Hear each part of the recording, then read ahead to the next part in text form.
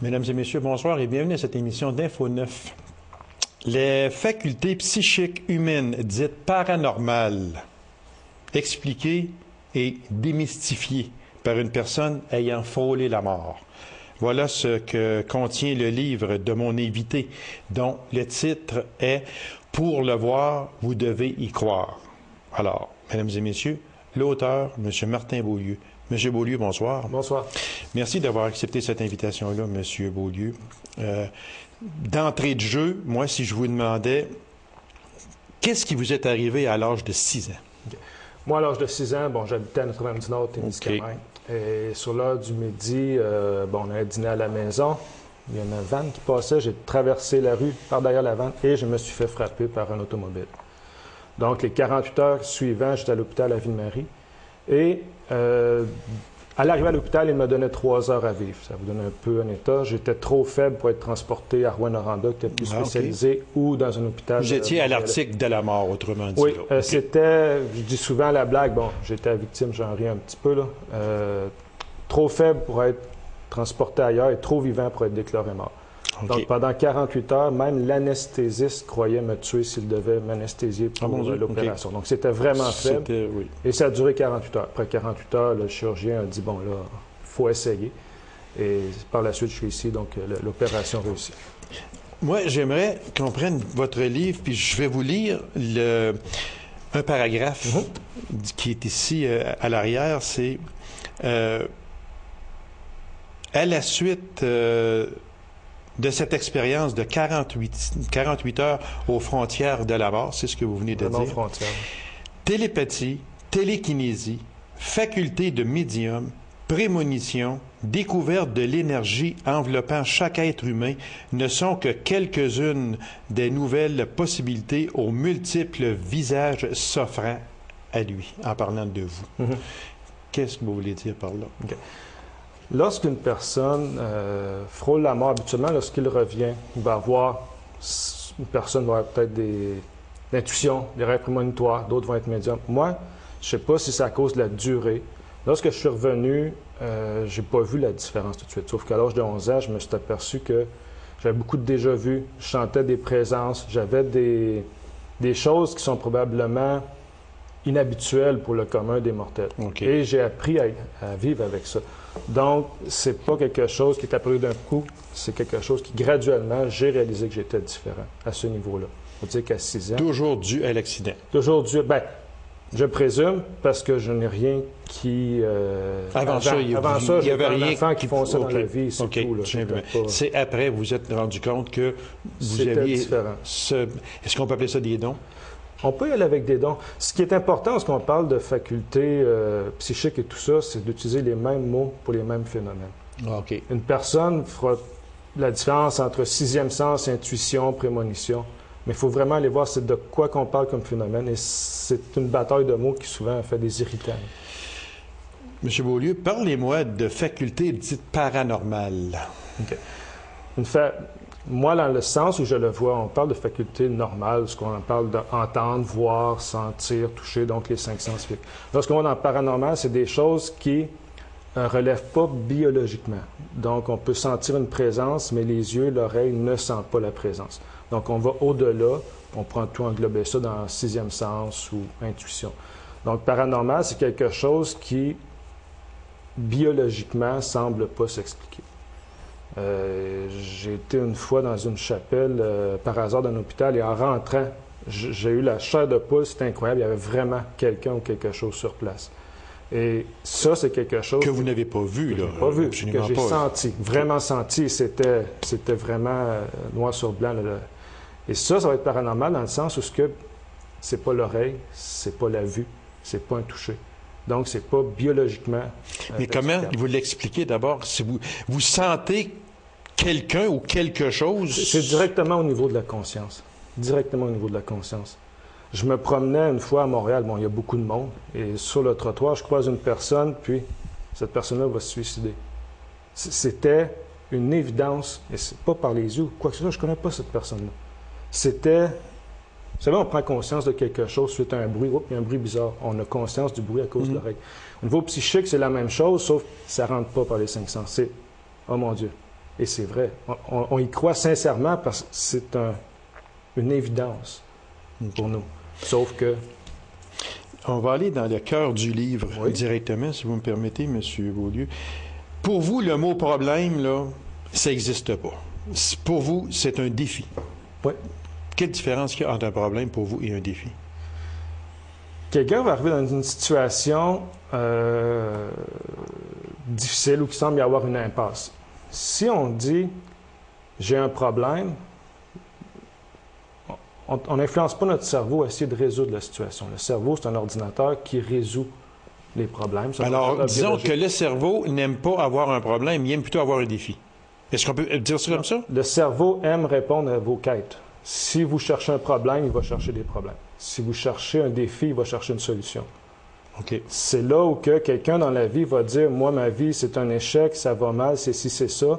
Le cerveau se programme en fonction de vos pensées. Donc, si on y va par un défi, c'est une façon de voir la vie. C'est un peu comme le verre plein et le verre vide à moitié. Oui. Donc, c'est une façon de percevoir et de dire au cerveau, on est ici pour résoudre une situation, pas pour paniquer et de faire face à un mur. C'est influencer volontairement la situation. Là, j'en ai 5 ou 6 là, de suite que je vais vous poser avec peut-être des réponses courtes. Là. Comment on lit dans la tête des gens? C'est très rarement aller voir, c'est ressentir. Comme on a une radio, on va entendre la fréquence selon la fréquence que l'on tourne. Donc, c'est ressentir une situation au moment où elle se présente. Dans certains cas, on peut influencer les choses et aller chercher. Mais là, c'est pas quelque chose sur le bord de la rue. C'est vraiment rentrer en transe et plus de concentration. Okay. Là, il y en a une que moi, j'ai bien de la misère avec ça. Parce que j'ai reçu souvent ici, moi, des médiums, puis des boules de cristal, moi, tout ça. Je n'ai rien contre ça, là. Absolument rien, sauf que je me garde une certaine petite gêne, comme on dit, avec ça. Il n'y a aucun problème. Parler à des personnes décédées. Moi, j'ai tellement de misère avec ça, là, que... La première des choses, puis je vais être très honnête avec vous, moi, je crois pas à ça. OK? Là, d'entrée de jeu, moi, la personne est décédée, et puis là, comment on peut y parler? Je peux parler à mon père qui est mort, mais il me répondra pas, moi, par exemple. Vous, est-ce qu'il va vous répondre? Ben, je connais pas votre père. Non, mais je veux dire, vous, là, à une personne que vous connaissez bien, décédée, vous lui parlez comme votre tante Jeanne, je pense, qu'on va parler de ça plus tard. Elle est décédée, tante Jeanne. Vous pouvez lui parler et elle va vous répondre. Encore là, on ne parle pas répondre à l'oreille. C'est pas un son qui rentre. Il y a certaines personnes qui entendent des voix. Moi, ça ne m'est pas arrivé. Ce sont des médiums, mais non quoi? Non, c'est pas des médiums nécessairement. Et au niveau de médium, habituellement, c'est vraiment parler de quelqu'un et ressentir sa présence. Et comme je vous parlais tantôt, quelqu'un que je croisais qui l'impression qu'il voulait se suicider. Sur la rue, OK. Donc, c'est directement au niveau de la conscience. C'est comme un fait. On parle à quelqu'un et on sent la réponse. On bypasse le cerveau. Donc, c'est vraiment direct. Et au niveau médium, j'aime ce que vous dites. C'est difficile. Quelqu'un va dire, moi, je suis médium, je sens une présence, je parle avec les morts, tout ça. Si je ne suis pas en contact avec la personne qui se dit médium, j'ai beaucoup de misère à juger de sa crédibilité. Parce que je vais être avec une personne, lorsque je parle d'énergie, je vais sentir si elle a la capacité de ressentir une présence. Comme vous n'avez pas la capacité présentement de savoir si je dis la vérité ou pas. Donc, c'est ce doute-là qui reste énormément. Mais vous, là, est-ce que vous avez déjà parlé avec des personnes décédées? Vous, personnellement, qui êtes assis, Martin Beaulieu est assis à côté de moi, est-ce qu'il a déjà parlé à une personne décédée puis il a reçu des réponses? Moi, ma grand-mère est décédée au mois de juin l'année passée. Et le lendemain du décès, j'étais chez nous. Et lorsque je vous parle de sentir une présence, j'ai senti une présence. Là, j'ai dit, grand-mère, es-tu là? Ou j'ai vraiment essayé d'ouvrir un dialogue avec. J'ai senti comme vraiment une panique. J'ai senti sa présence dans cette façon de dire, j'étais en paix tout d'un coup. La pression du décès, tout ça comme écrasé. Donc, ce n'est pas nécessairement une question de parole. Je sais que dans certains médiums vont vraiment parler. Moi, je ne vais pas jusqu'à ce point-là. J'ai peut-être plus de facultés que la moyenne des gens, mais sont moins puissantes que certains. OK. Certaines personnes médiums, je connais dans la région au moins une personne, pour avoir été avec et parler, avoir vraiment senti qu'elle était intègre. Elle se promène dans un centre d'achat et elle voit côte à côte les vivants et les morts. Ça, c'est pas moi. Ce qui ne veut pas dire que sa situation est fausse. Elle est probable. Mais je ne vais pas à ce point-là. Sentir la présence des esprits. Esprit, Pour vous, un esprit, c'est quoi? c'est une énergie, c'est quelqu'un qui n'est pas nécessairement physiquement vivant. Quelqu'un peut quitter son corps, on parle de voyage astral ou tout ça, et toutes les agences de renseignement ont des départements médiums, et aller voir ce qui se passe ailleurs. Donc, on peut sentir une présence, mais dans 99% des cas, c'est quelqu'un qui est décédé. Donc, esprit, fantôme, un âme ou quoi que ce soit, c'est très, très similaire. La seule différence que je fais, c'est qu'un esprit, c'est quelqu'un qui est décédé, qui sait qu'il est décédé. Habituellement, les fantômes restent accrochés à un lieu ou à une situation. Les fantômes ne semblent pas réaliser qu'ils sont décédés. Là, êtes-vous après me dire que vous croyez aux fantômes, vous, là? Si on croit à la vie après la mort, il faut croire à autre chose. Vous reliez la vie après la mort à des fantômes. Ben non, est-ce que c'est ça? Parce que j'ai un petit peu de misère à vous suivre, là. Dans les salles d'urgence spécialisées, et entre autres, il y avait un livre de Melvin Morse, qui est un urgentologue aux États-Unis, a relevé beaucoup de cas où même des enfants de 3, 4, 5 ans, ils étaient, comme on dit en québécois, branchés ces machines. OK. Et les machines à l'urgence disaient aucun coup, aucun pouls, aucune pression sanguine, aucune activité cérébrale. Suite à des efforts médicaux, l'enfant est revenu, ou dans d'autres cas, les adultes. Donc, médicalement, on savait que cette personne était morte. Et l'enfant, au retour, reconnaissait tous les gens et pouvait dire ce que les gens avaient dit. Et au niveau de la conscience des adultes, un peu plus vieux, disaient « Je savais que j'étais mort et je n'ai pas fait la différence entre ce que je percevais avant et après, sauf que je savais qu'il était mort. » Donc, des cas comme ça, et un peu ce que j'ai vécu aussi, démontrent qu'il y a autre chose après le décès. Puis le corps humain, c'est, entre guillemets, un robot qu'on sort de dedans. Donc, le fait de faire cette démarche-là, esprit, fantôme, tout ça, ça devient tout à fait tangible et crédible. Fait que ça veut dire que pour vous, esprit et fantôme, c'est similaire. C'est similaire. C'est similaire. C'est pour ça que je vous l'ai dit tantôt, la faculté psychique, c'est très important de définir les termes avant de commencer une discussion approfondie, parce qu'il peut y avoir beaucoup de conflits sur la perception du mot. Détecter sans aucune difficulté les troubles intellectuels de parfaits inconnus, dont la détresse psychologique. Ouais. Ça, là, Souvent... c'est fort, je m'excuse, là, mais on est rendu loin, là. Bon, oui, mais il y a deux choses là-dessus. Parce qu'au niveau physique, on peut voir qu'une personne, entre guillemets, n'est pas dedans. Ça ne va pas aujourd'hui quand on laisse. Et être près d'une personne, on peut aussi ressentir que ça ne marche pas au niveau psychique. Les idées sont noires, tout ça, et ça se ressent, je vous dirais, aussi bien que de voir ou d'entendre parler. C'est évident. Je rentrais ici tantôt, j'ai croisé une personne, il me semble qu'il n'y a pas dedans, quelqu'un qui a scrapé sa journée. Là. Donc, oui. Et on en reparlera après l'émission. J'espère que c'est pas moi avec une entrevue. Vous étiez de bonne humeur, vous étiez de bonne humeur. Et même de très bonne humeur. Donc, c'est quelque chose qui se ressent. Et comme je vous dis, c'est pas par l'oreille, c'est directement au niveau de la conscience. Endormir des gens avec un simple massage superficiel de quelques minutes, ça, c'est de l'hypnose? Ça peut être très près de l'hypnose, oui. Parce que... Est-ce que vous pouvez le faire, ça? L'hypnose, je l'ai fait une fois. C'est ça là que je parle. La personne avait un niveau de stress élevé. C'était au cégep à Rouen. Lorsqu'on parle de crise de panique, là, ça s'en vient. OK. Là, j'ai dit, gars, couche-toi, je te fais un message. Je suis ressorti 3-4 minutes après et elle dormait. Et elle a dormi pas loin à 11 heures. Lorsqu'on parle de Mesmer, par exemple, comme l'hypnose, c'est de vraiment prendre le contrôle un peu de la conscience de l'autre. C'est très proche, la situation. Et je ne m'affronterai pas à Mesmer. Parce que je vous parle de capacité, je crois que cette personne est au-dessus de moi. Je serais le premier à tomber. Je sais qu'elle est forte. Je sais qu'elle est forte, par exemple. Ça, c'est... Une nuit... Vous vous réveillez en sueur, puis vous avez ressenti l'enfer en vous. Oui, ça c'est... C'est quoi cette affaire-là? Lorsque ma marraine, vous parlez de ma marraine Jeanne qui était décédée tantôt, ma tante, quelques jours après son décès, c'est la première fois que j'ai vraiment senti une présence. Elle était là, et elle me parlait, je chantais vraiment sa présence. C'est la toute première fois que j'ai senti quelque chose d'intangible, si on veut. Et elle me disait, Martin, concentre-toi, la prière, elle travaillait beaucoup côté prière. C'est probablement là que j'ai appris à prier. J'ai fait un peu défection depuis le temps. Mais à ce moment-là, je priais beaucoup suite à ça. Et une nuit, je me suis réveillé. C'est incroyable. C'est vraiment l'impression comme si chaque cellule du corps se battait pour sa survie, là. C'est un sentiment inexplicable. Je crois qu'au niveau de la langue française, il n'y a rien d'assez... Ça, c'était en vous. Vous avez oui, senti ça en vous. c'était la fin du monde, là. Puis, dans la panique, j'en ai le shake quand il parlait, là.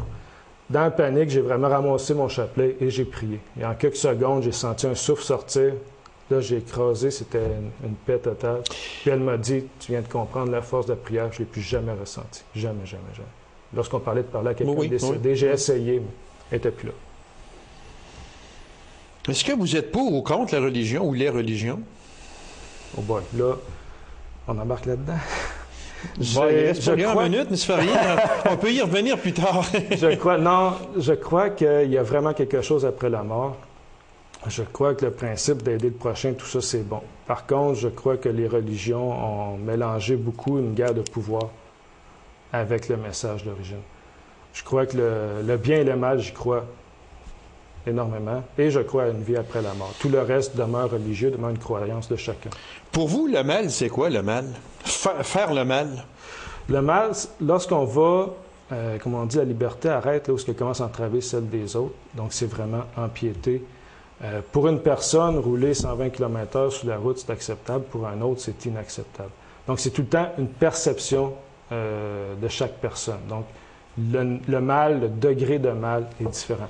Lorsqu'on essaie de prendre le dessus, d'écraser, et ça peut être très, très large, là, on commence à rentrer dans le mal. Parce que je crois que chaque personne a le droit à sa propre liberté, ses propres choix. Et lorsqu'on commence à vraiment s'imposer en écrasant, là, on rentre dans le mal. Ça peut être un vol, ça peut être une agression. Est-ce que ça se peut que, selon vous, une personne peut faire plus de mal que de bien? OK. Je vais prendre un exemple. On prend un bâton de dynamite. À Hollywood, ils font sauter des automobiles pour des exemples de cascade. On prend un bâton de dynamite, on est capable de calculer le résultat. Mais avec une parole, on peut détruire une vie. Oui, ça, je suis bien d'accord. Donc, le mal, au niveau de l'information, surtout, est beaucoup plus puissant que de l'énergie. Parce que à Hiroshima, c'est inacceptable, mais les Américains ont été là, il y avait une bonne idée du résultat. Mais lorsqu'Hitler a dit quelques bêtises, ça a été le feu aux poudres. Et il a perdu. Il a perdu la guerre, il a perdu tout. Donc, une parole peut être mal et peut faire beaucoup plus de ravages. On va aller... Parce que je vais vous faire faire une promesse tantôt, M. Beaulieu. On va essayer ça. On va aller à l'accident et l'après. Accident. La première des choses, là, puis très vite, mais pour vous, écrire ce livre-là, c'était quoi pour vous, d'écrire ce livre-là? Renseigner les gens, vous faire du bien à vous, c'était quoi? Il y a plusieurs étapes que j'ai faites avant ça. Donc moi, ce livre-là, c'est au moment où j'ai compris ce que je vivais. J'ai compris que c'était plus normal qu'anormal. Okay? Parce que je ne vous cache pas qu'un bout, là, je me disais, c'est-tu moi, là, qui était normal ou anormal. Par contre, écrire le livre, lorsque je l'ai commencé, ça a pris 7 semaines. Ça a pris 7 semaines à écrire ça? 7 semaines à écrire le livre. Et le deuxième, je suis un peu déçu, ça a pris juste 9 semaines. Vous en avez un autre? Oui, il va sortir à la fin mai, le deuxième livre. Qui est celui-là, mais d'un peu plus technique, un peu plus scientifique. Là, je vais vraiment attirer l'attention. Fait que là, je vais vous faire une promesse tantôt. Soyez assurés de ça. Il reste à peine 2 minutes. Allons-y. L'accident? Oui, exactement, mais je pense qu'il y a juste une question là, que j'ai le temps de vous poser. Là.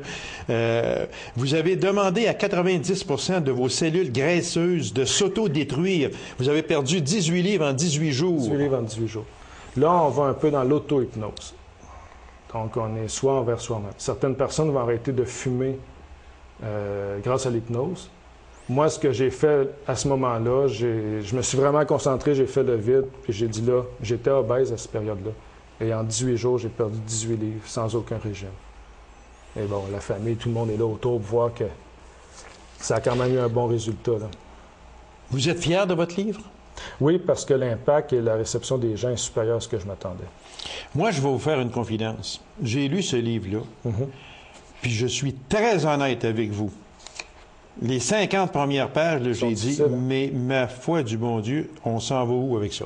Ah oui, puis je suis très honnête en disant ça. Je suis d'accord avec vous.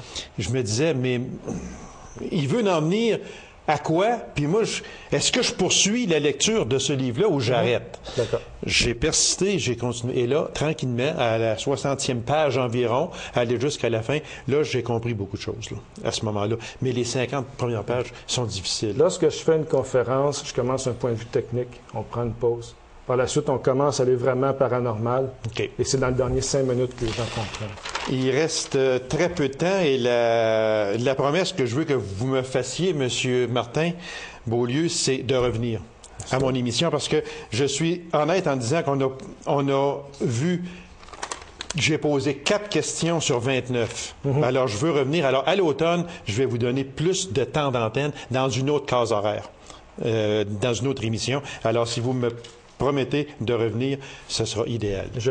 Vous me faites une promesse aussi. Oui. Vous venez à une de mes conférences. Je vais essayer d'y Je aller. paye le billet. Je vais essayer d'y aller malgré que j'en ai énormément, là, c'est sûr. J'entends ce rideau. Fait que, je vous remercie beaucoup, M. Beaulieu. Alors, le livre de Martin Beaulieu, pour l'avoir, vous devez y croire. Et puis, à l'automne, on se revoit, M. Beaulieu. Promis. Merci infiniment. Courte pause, on vous revient. Restez là. Qu'est-ce que le trisport? Et je crois que c'est une première à Rouyn-Noranda. Alors, pour nous en parler, je reçois un des responsables de cet événement et gérant des arénas secteur Rouyn-Noranda, M. Paul Urtubise. M. Urtubise, bonsoir. Bonsoir, Gaby. M. Urtubise, le trisport. Moi, quand j'ai vu ça, vous m'avez envoyé des courriels sur ça. Je me suis dit, le trisport. C'est sûr que si on démêle ça très vite, trisport, c'est 3 sports. C'est à peu près ça. Mais c'est quoi exactement? C'est une genre de mini-olympiade qu'on pourrait calculer, fait en équipe. C'est une équipe de 15 qui fait 3 activités. On parle ici de golf, de hockey sur glace et de balle molle. Donc, l'équipe a à faire les 3 étapes et doit jouer 2 parties de hockey, 2 parties de balle molle et une ronde de golf qui est un quadruple écossais. Donc, 4 balles, meilleure balle. 4 balles, meilleure balle. Oui, effectivement. Oui. Ça, qui a pensé ça? Parce que, non, mais je trouve ça bien. Je trouve ça vraiment très bien. Oui. Parce qu'il y a quand même ces 12 équipes. Est-ce que, au moment où l'on se parle, les équipes, il en manque-tu aussi? On a arrêté à 8 pour cette année. Ah, vous avez arrêté à 8. Oui, l'objectif qui était de 12 au départ, ça, c'était l'année passée quand on a parti le projet. OK. On a décidé de le faire peut-être moins gros pour cette année pour roder l'organisation, si tu veux. Donc, cette année, on a 8 équipes, c'est complet. On aurait pu se rendre à 12, là, Gaby, c'est pas question, là. C'est qu'on a décidé pour cette année, pour nous permettre de bien connaître... Tout rodé, là. Ça, parce que ça existe. Ça existe à Sudbury. Okay. Notre président, qui est Joël Caillat, s'implique depuis quelques années avec sa famille, parce que lui, c'est sa famille qui joue là-dedans, à jouer dans cette organisation qui se tient à Sudbury. Il y a une 40 ou 50 équipes à Sudbury. Eh, mon Dieu! Ça commence le mercredi au jeudi soir. Ça joue jusqu'au dimanche soir. Mais oui. c'est un happening qu'on appelle. Ça, là, est-ce que c'est une fin de semaine? Oui, c'est un vendredi-samedi. Vendredi-samedi. Oui. Alors, vendredi-samedi, il faut faire les 3 sports, comme on disait. Oui. Vendredi-samedi, balle molle hockey. OK. Vendredi, balle molle hockey. Samedi matin, balle molle hockey. Et samedi après-midi, à 2 heures, on part pour le golf. Le tout devrait se terminer vers 6 heures pour le souper, pour le banquet. Mais on n'a pas de temps à perdre, là. Non, pas vraiment. Ah, non, on n'a pas de temps. C'est que la personne qui va finir sa partie de balle le matin, tout ça, s'en va immédiatement au golf, se préparer, puis les premiers à partir seront les premiers qui auront terminé soit le hockey ou la balle molle. Sur quel terrain de golf? C'est au Dallaire, golf Dallaire, municipal Dallaire, oui. Alors, on dit que l'équipe gagnante, c'est l'équipe qui va amasser le plus grand nombre de points. Oui. Il y a une coupe là, dans ça. Oui. La Coupe du Président. On n'a pas trouvé. Okay. On pourrait la Coupe Gaby, peut-être. Ça serait tout un honneur. Oh mon Dieu, oui. Mais c'est ça. Il n'y a pas de bourse comme telle. L'objectif du trisport. On s'amuse. C'est ça. C'est ça. C'est un happening. Okay. On fait du sport en groupe, les 15 amis, 15 membres de la famille, tout ça, pendant 2 jours, puis après ça... Parce que, il faut dire, on se forme des équipes, mais c'est pas là... En tout cas, moi, vous me corrigerez, Paul, si je suis dans le champ, là, mais moi, si j'avais à former une équipe, je vais aller... J'irai pas... Non, je prendrais pas lui, parce que lui, il joue pas bien au golf. Moi, je vais prendre lui. Lui, il tire fort au golf. Lui, à balle, il est pas ailleurs. C'est pas ça. C'est des amis. On va s'amuser. C'est ça. C'est ça qu'on veut, en tout cas. Oui, mais là... Je dis pas qu'il y aura pas dans le futur des équipes prenons le terme anglais, qui vont se pacter. Oui. Pour l'instant, les équipes qu'on a, c'est soit des clubs de hockey old-timers, soit une gang du Golfe d'Alaire qui se sont regroupés pour faire ça, puis des employés d'une entreprise, tu sais. Fait que c'est vraiment des regroupements différents là, pour nos 8 équipes pour cette année. Exactement. Oui. Parce que c'est grave, mais on fraternise puis on s'amuse. On s'amuse, c'est ça. Fait que, il y a une certaine compétition, il y a des points à ramasser, mais il n'y a pas de bourse en bout de ligne. Donc, ça l'enlève un niveau de compétition, tu sais, l'extrême. Ce qu'on veut, c'est ramasser, comme je te disais tantôt, ramasser des fonds pour le Panthéon du hockey. Oui, c'est l'objectif. Ça, je veux en venir sur ça, là, parce que quand même, le temps passe vite. Mais si on veut terminer avec ça, c'est un système de pointage. C'est sûr que l'équipe qui va amasser le plus de pointage hockey, balle-molle et golf aura la chance, il remportera cette fameuse coupe qui va devenir, j'en suis persuadé, à moins, parce que quand Paul Arthubi se prend un dossier, moi j'aime ça suivre Paul, parce que quand il prend un dossier, il le mène toujours à bon port, mais pas juste pour une année. Fait que j'ai l'impression que c'est là pour plusieurs années. Ah oui, comme je disais tantôt, cette année, on y va... on rôde cette année. Mais dans le futur, tu vas voir ça grossir et même avoir... l'objectif, c'est une quarantaine d'équipes d'ici quelques années. Et on vous le souhaite. Oui. Très vitement, est-ce qu'on pourrait parler des équipes? C'est qui? Oui, tu vois ici, tu as l'équipe familiale de Stéphane Lafrenière. OK. Les Old-Timers des Vins, les Old-Timers de Noranda. À Nico Eagle, comme je te disais tantôt, les entreprises se sont impliquées cette année. Okay. Il y a les promenades du cuivre, c'est Mme Léveillé, M. Léveillé. Bien, possiblement, ça va être l'équipe du Golfe d'Alaire, en tout cas, là, les amis à Stéphane Hébert. Donc, tu vois que la compagnie Les Avocats Bouliane et Moreau Électrique. Donc, c'est toutes des équipes là, qui s'associent ensemble ou des amis qui se partagent. On fait ça à quelle date? Le 21-22 mai. Donc, c'est dans quelques semaines. Oui, c'est dans quelques semaines, parce qu'on sait que l'émission va passer le 29 avril. Donc, on est très près. Au moment où l'on se parle, là, c'est sûr que l'on est à la mi-avril. Est-ce que... Non, là, les équipes, il n'y a plus de place, c'est fini pour tout de suite. À l'an prochain, pour ceux qui voudraient bâtir d'autres équipes. C'est ça? Exactement. Oui. Alors, si on... C'est un minimum de 12 joueurs par équipe? Minimum de 12, maximum de 15. Alors, est-ce que ça peut arriver, et je ne souhaite pas que ça arrive, mais si ça arrivait que le minimum de 12 joueurs n'est pas atteint, est-ce que, pareil, cette équipe-là peut prendre part à la compétition? Oui, il y a des joueurs il y a des personnes qui aimeraient participer qui n'ont aucune équipe. On a une liste de noms. Ils nous ont appelés. Moi, je cherche une équipe, j'aimerais ça participer à ça. Donc, on a déjà du monde qui attendent pour ça, mais je vois pas. Dans les équipes qu'on a, pour cette année, en tout cas, je vois pas. Alors, le golf, c'est au club d'Alaire. Les joutes de hockey vont se faire. À l'Arena d'Éfiane cette année. OK.